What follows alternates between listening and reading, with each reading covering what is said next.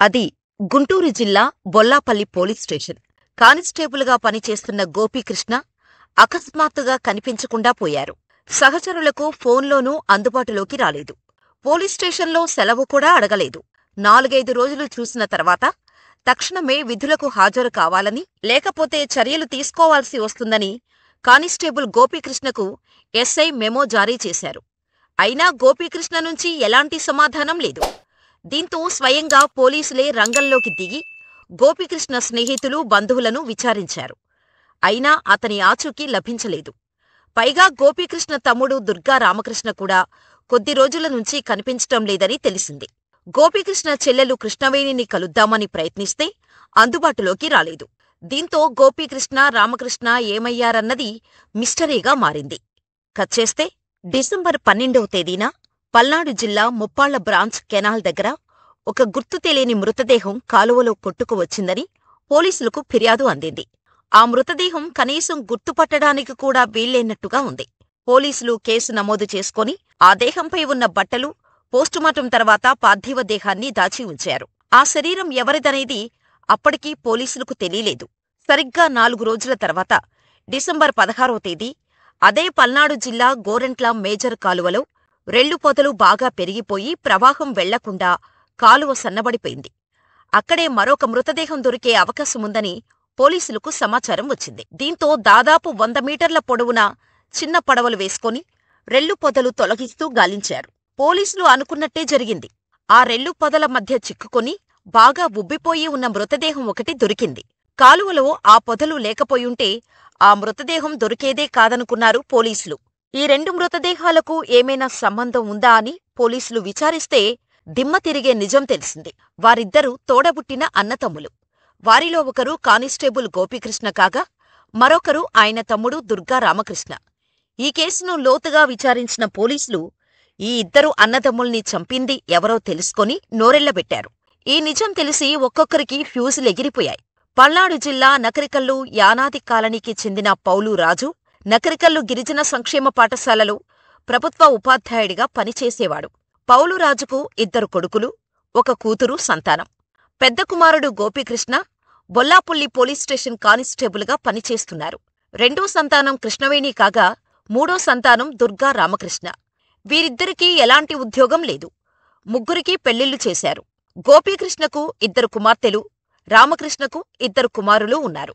అయితే గోపీకృష్ణ దుర్గా రామకృష్ణను వాళ్ల భార్యను వదిలేసి పుట్టింటికి వెళ్లిపోయారు. కృష్ణవేణి తన భర్తను వదిలేసి పుట్టింట్లో ఉంటోంది. అయితే కృష్ణవేణి నకరికల్లకు చెందిన మల్లాల దానయ్యతో ప్రేమ వ్యవహారం నడిపిస్తోంది. మొత్తంగా ముగ్గురికీ పెళ్లిళ్లైనా జీవిత భాగస్వాములను వదిలేసి తల్లిదండ్రుల వద్దే ఉంటున్నారు.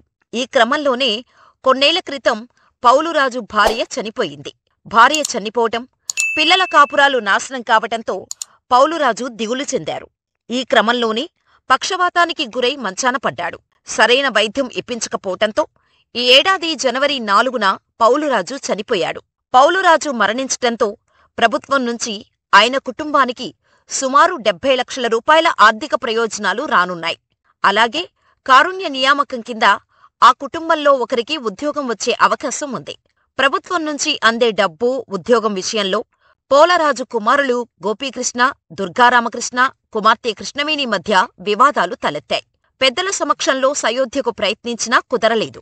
ఈ క్రమంలో ఒకరిపై మరొకరు కుట్రలకు తెరలేపారు. సత్తెనపల్లి డీఎస్పీ ఎం హనుమంతరావు తెలిపిన వివరాల ప్రకారం ఓ రోజు అందరిలోకి చిన్నవాడైన దుర్గా రామకృష్ణ మద్యం తాగి ఇంటికొచ్చాడు. గదిలో ఉన్న అక్క వద్దకు వెళ్లి, నీకు బోరెడు కట్నమిచ్చి పెళ్లి చేసి పంపిస్తే మొగుడిని వదిలేసి పుట్టింటికొచ్చేశావు. ఇప్పుడు నాన్నకు వచ్చే డబ్బు మా 2 అన్నదమ్ములది. ఉద్యోగం కూడా నాదే. మా డబ్బుకి, ఉద్యోగానికి నువ్వడ్డొస్తున్నావు. అందుకే నిన్ను చంపేయాలని అన్న గోపీకృష్ణ పథకం వేశాడు. నీ అడ్డు తొలగించుకొని చెరో 35 లక్షల రూపాయలు పంచుకుంటాం. నేను ఉద్యోగంలో చేరుతా అని దుర్గా రామకృష్ణ మద్యం మత్తులో కృష్ణవేణితో అన్నాడు. తమ్ముడి మాటలు విన్న కృష్ణవేణికి అప్పటివరకూ లేని కొత్త ఆలోచన పుట్టింది. వెంటనే తన ప్రియుడు దానయ్యను పిలిపించుకొని తన అన్నదమ్ములిద్దరినీ చంపేసి ఆ డబ్బంతా మనమే తీసుకుందామని తన మనసులో మాట చెప్పింది. కారుణ్య నియామకం కింద వచ్చే ఉద్యోగం కూడా తనకే వస్తుందని, ఆ డబ్బు, ఉద్యోగంతో ఇద్దరం హ్యాపీగా ఉండొచ్చని వివరించింది. కృష్ణవేణి మాటలకు భయపడ్డ దానయ్య హత్యలకు తాను దూరమని చెప్పాడు. కాని అందుకు అవసరమయ్యే డబ్బులు, మోటార్ సైకిల్ ఇస్తానని దానయ్య చెప్పారు. దీంతో కృష్ణవేణి ఈ హత్యలు చేసేందుకు స్థానికంగా ఉన్న మైనర్ అబ్బాయిలను ఎంపిక చేసుకుంది. తాను చెప్పినట్టు చేస్తే డబ్బుతో పాటు శారీరక సుఖమిస్తానని ఆశ చూపించింది. తర్వాత పక్కా పథకం ప్రకారం గత నెల నవంబర్ 26న తమ్ముడు దుర్గా రామకృష్ణను ఇంటికి రమ్మని పిలిపించింది. అతడితో అతిగా మద్యం తాగించింది. మద్యం మత్తులో రామకృష్ణ సోయలేకుండా పడిపోయాడు. వెంటనే ఇద్దరు మైనర్లతో కలిసి కృష్ణవేణి సొంత తమ్ముడు రామకృష్ణ గొంతు నులిమి చంపేసింది. అనంతరం మృతదేహాన్ని ప్రియుడు దానయ్య బైకుపై తీసుకెళ్లి చల్లగుండ్ల వద్ద గోరంట్ల మేజర్ కాలువలో పడేశారు. ఈ విషయం బయటకు పొక్కకుండా జాగ్రత్తలు తీసుకుంది. అనంతరం అన్నయ్య గోపీకృష్ణ హత్యకు ప్లాన్ రూపొందించింది. మరో ఇద్దరు మైనర్ అబ్బాయిలతో ఒప్పందం చేసుకుంది. ఈ నేపథ్యంలోనే ఈ నెల డిసెంబర్ 10న కృష్ణవేణికి గోపీకృష్ణ ఫోన్ చేసి మద్యం తాగేందుకు 500 రూపాయలు ఇవ్వాలని అడిగాడు. ఇదే అదునుగా భావించిన కృష్ణవేణి ఇంట్లోనే మద్యం బాటిల్ ఉందంటూ గోపీకృష్ణను పిలిపించింది. తర్వాత మద్యంలో మత్తుమాత్రలు కలిపి అన్నతో తాగించింది. మద్యం తాగిన తర్వాత మత్తులోకి జారుకున్న గోపీకృష్ణ మెడకు తాడు బిగించి హత్య చేసింది. అనంతరం మైనర్లతో కలిసి మృతదేహాన్ని మూటగట్టుకుని ప్రియుడు దానయ్య బైకుపై తీసుకెళ్లి గుంటూరు బ్రాంచ్ కాలువలో పడేశారు. అన్నదమ్ములిద్దరినీ చంపేసిన కృష్ణవేణి ఆ తర్వాత ఏమీ తెలియనట్టు చుట్టుపక్కల వారితో మామూలుగానే ఉంటోంది. అయితే స్టేషనుకు ఎందుకు రావట్లేదని కానిస్టేబుల్ గోపీకృష్ణ ఎస్ఐ మెమో జారీ చేసినా స్పందన లేకపోవటంతో పోలీసులు విచారణ చేపట్టారు.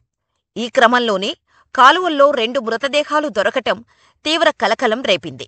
దీంతో విచారణ చేపట్టిన పోలీసులు చనిపోయిన ఆ ఇద్దరు అన్నదమ్ములైన గోపీకృష్ణ, దుర్గా రామకృష్ణగా నిర్ధారించుకున్నారు. గోపీకృష్ణ, రామకృష్ణ భార్యలను పోలీస్ స్టేషనుకు పిలిపించి వివరాలను నమోదు చేసుకున్నారు. సాయంత్రం ఎస్పీ శ్రీనివాసరావు నకరికల్లు పోలీస్ స్టేషనుకు వచ్చి వివరాలు తెలుసుకున్నారు. ప్రాథమిక విచారణలో తండ్రి ఉద్యోగం, ఆస్తుల కోసం సొంత అన్నతమ్ములను కృష్ణవేణినే స్వయంగా చంపినట్టు తేలింది.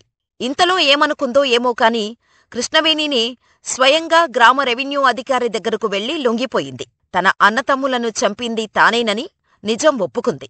వెంటనే రంగంలోకి దిగిన పోలీసులు కృష్ణవేణిని అదుపులోకి తీసుకున్నారు. కృష్ణవేణి ఇచ్చిన సమాచారం మేరకు ఆమె ప్రియుడు దానయ్య, 4 మైనర్లను అరెస్ట్ చేశామని డీఎస్పీ ఎం హనుమంతరావు వెల్లడించారు.